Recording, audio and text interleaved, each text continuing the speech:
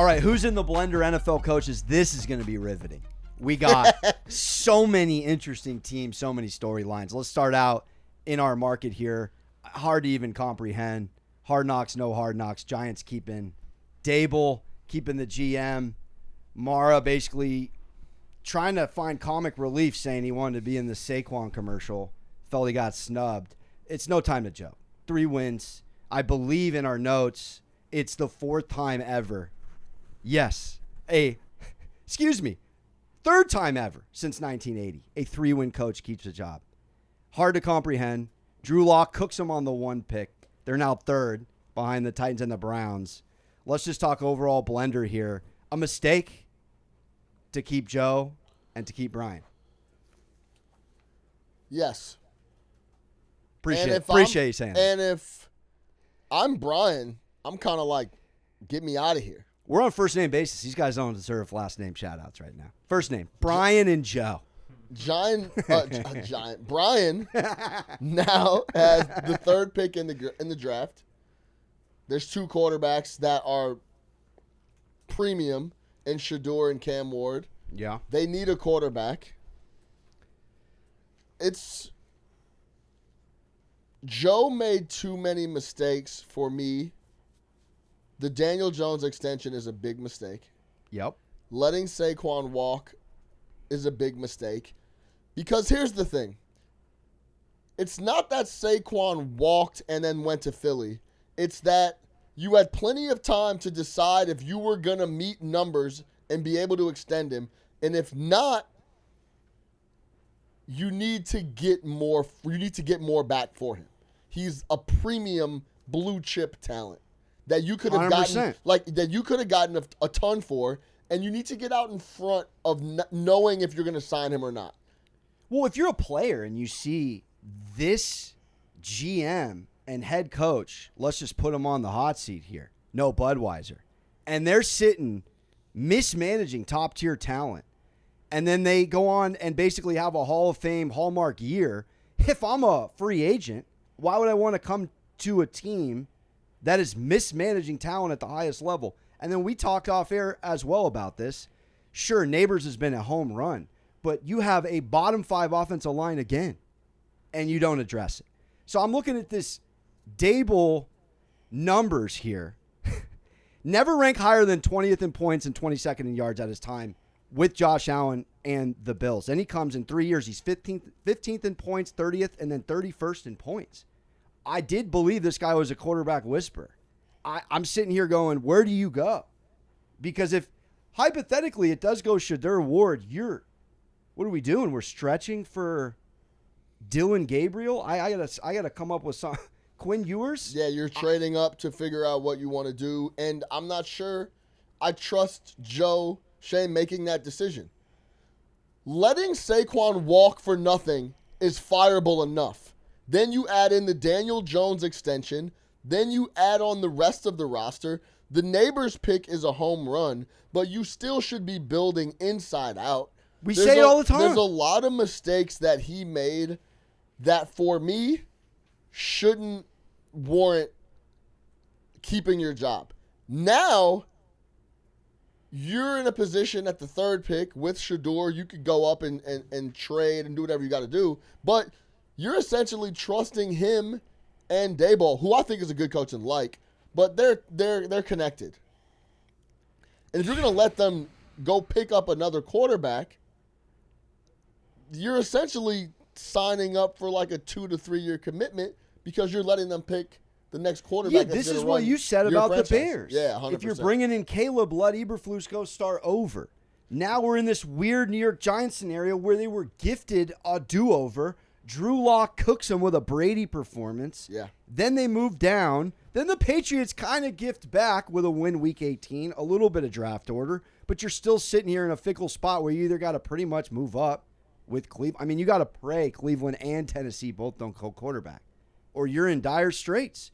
But this, to me, I mean, I'm at the point where I backed the Jets all year. The Giants may have just taken the torch for most frustrating football team in town. How do you sit there with 3 wins and not fire anybody in the number 1 media market that expects to win on your 100th year? Is Mara that stubborn? I mean, honestly, Woody gets chirped on Twitter. He gets chirped on his own shows. Yeah, laughed Where at, is yeah. Mara getting clapped? I mean, this guy doesn't deserve to make a Saquon commercial joke. You literally just brought back a coach who won 3 games. I'm so angry. I don't even like the Giants. I think it's well said. Someone has to pay when you go 3-12 or 3-14. Yeah. And nobody's paid except the fans. So that's kind of where we're at with the Giants. It's well said. Let's stay in MetLife. Let's talk an equally frustrating scenario. A lot of L's at MetLife this last year. Thank goodness for Juan Soto helping these Burrows out here in the football year to forget. But this Jets team also in an interesting spot. Now, we have a completely different scenario. We got Rodgers playing Enigma head games on the podium on his way out. What Wants was to that? stay. What? You know what? Look. Of course he throws 4 tugs and 300 yards on his way out. Let's talk about this, actually. Because I am a Rodgers guy. I'm a fan of Rodgers. I've said this a trillion times into microphones. He's the best quarterback I've ever seen. Brady's the greatest. The problem is all the extracurriculars. Now, to have no self-awareness, to know how bad the season went and everything, and to come out and say, if I come back, if they'll have me, maybe I'll come back, maybe I'll go, maybe I won't play at all, maybe I'll play. It's just like spitting in everyone's face as you're exiting the season. You know what it is? I was glad that we got back. I was coming off the Achilles. The season didn't go the way I wanted to. I'm going to sit down with not my family, but whoever you're going to sit down with and figure it out. And then we'll be in touch. And if I'm still playing ball, of course I would entertain the option of coming back to the Jets if they would welcome me. Nothing more needs to be said. He does this. But that is where it gets a little sticky. Where if you were hoping he went to the woods and came back more enlightened without giving a classic Rodgers. Am I interested? I'm not that interested. Should I play? I'm interested, but I'm not that interested. Yeah. Literally gave us the Vince Vaughn Wedding Crashers monologue. Yeah. Again, after going to the woods, where you would think you get Rodgers 2.0. I don't know, man. I sit here and I try to hypothesize what the Jets are going to do. What is the order? Because if you're Woody, what is the order? Do you retain Rodgers first, then go get your coach? Do you go coach first, sit down with that coach, vet him about whether he wants to keep Rodgers or not? Let's just say it's Vrabel. It seems such like a perfect time to reset everything. Fire everyone, which you've already done. Clear out the old quarterback, if you think he can play still or not. Yeah. And reset. Have direction. 2 years ago when he was coming, the defense was top, one of the best in the NFL, if not the best in the NFL. And Rodgers was going to come in and elevate the offense to where the defense was competing. If the offense could just score 23 points, they were going to win 12, 13 games. He blows out his Achilles. Then another year of we'll bring the D back. Rodgers is healthy. We'll try to win. They didn't win. It's time to reset it. There's no reason to go down the same path. Do you defend Rodgers at all with the second half of the season numbers with no coach? He can play. No, I know. Yeah, I have no doubt that he can play. I'm just giving you a hypothetical. If there's you have an adult in the room at head coach. Let's call it Vrabel, an adult. No BS. He's packing lips. He wants to build inside out. Almost Tennessee Titans structure, but instead of Tannehill, it's Rodgers. Is that not a 10-win team? That's what I can't let go of. I'm disappointed. It's an Achilles 1 year, and it's an almost impossible task. In the NBA, you can plug in Tyronn Lue in the middle of the season and still go somewhere. It's like historically, you're cooked if you fire an NFL coach in the middle of the season. And again, we know about Rodgers and his unfortunate ability to get in his own way with things he says. So I just would like to see him run it back with this team, with an adult in the room. I just don't know if they can get there. I think if you're a coach coming in, you want a fresh start. Having said that, best job, worst job. In the NFL, we got Bears, Jets, Jags, Pats, Saints, Raiders. Should we start with the best job? The floor is yours. Chicago Bears. Yeah. If you believe in Caleb Williams, it's the best job on the market by a wide margin for me. We both believe in him. This is what the most important things, I mean, I'm not a coach, but number one, quarterback situation. Bears have that covered. Yeah. Number two is then cap space. Bears, I have it pulled up here. Bears have $80 million in cap space. That's fifth in the NFL this offseason. Pay some Then interior you got to go to linemen. draft capital. They have the 10th pick. They have quarterback, and they have $80 million in cap space. And quite a bit of talent on the roster on the defensive side of the rock. So for me, Chicago Bears are the best job on the market in a big, awesome market that is just clamoring And for a good team. A little bit of Caleb Williams love there. In terms of number one overall rookie ranks, he finished with the best TD interception ratio of all time, number one overall QBs, fourth best completion percentage, fourth most rush yards per game, and he set a record for total yards for a Bears QB. So that's the attraction there. By himself. here's what I want to know from you. Give me your wish list, your number one. I know who it is, but if it isn't, give me your like second string, maybe third string at head coach. Ben Johnson, number one. Joe Brady, probably number two. All right. I need an offensive guy.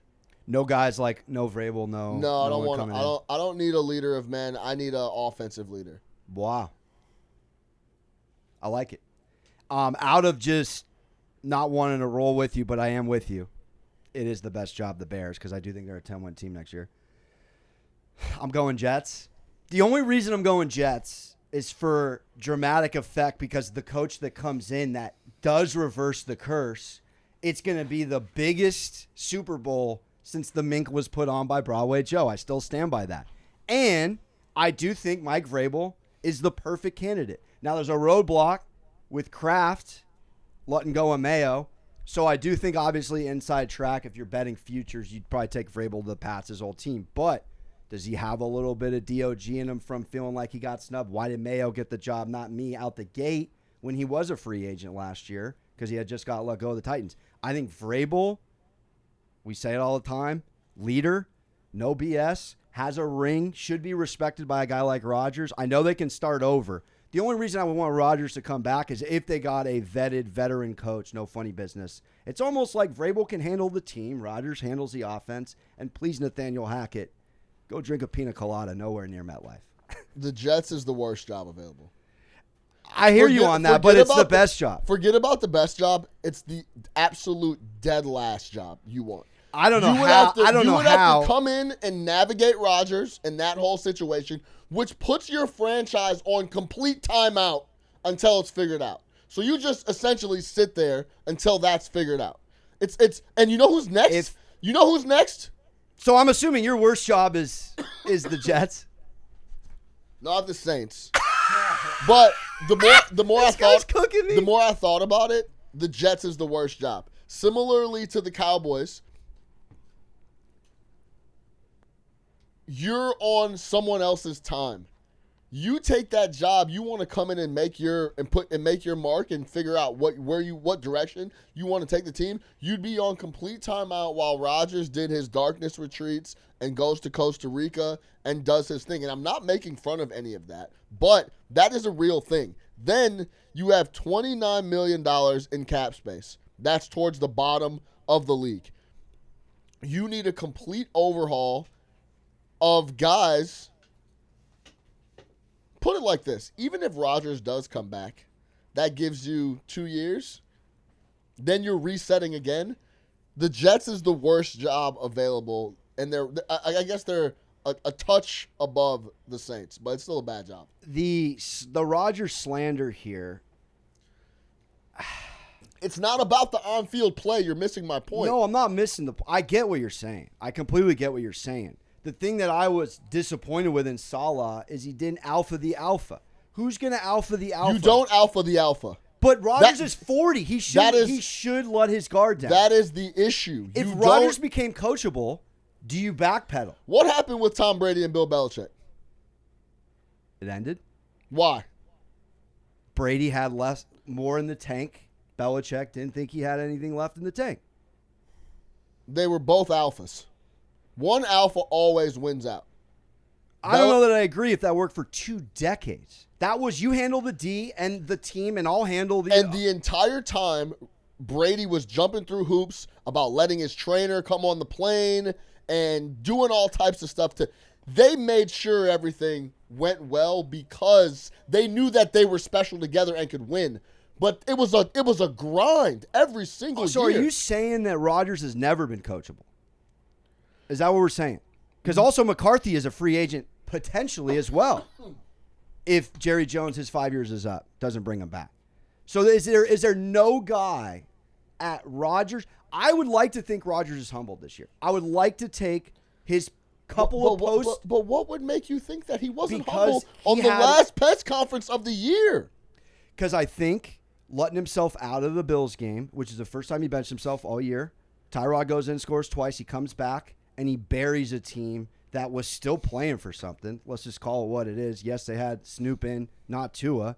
But I would hope darkness retreat number 2, he comes back, and he's like, all right, I'm going to wave the white flag. I'm going to be a point guard, not a shooting guard as far as energy, and I'm going to just play ball. I'm not going to talk at all. Just going to play ball. There's no way it can work. No, you're asking a Tiger to change their stripes at 40 years old? It's not happening.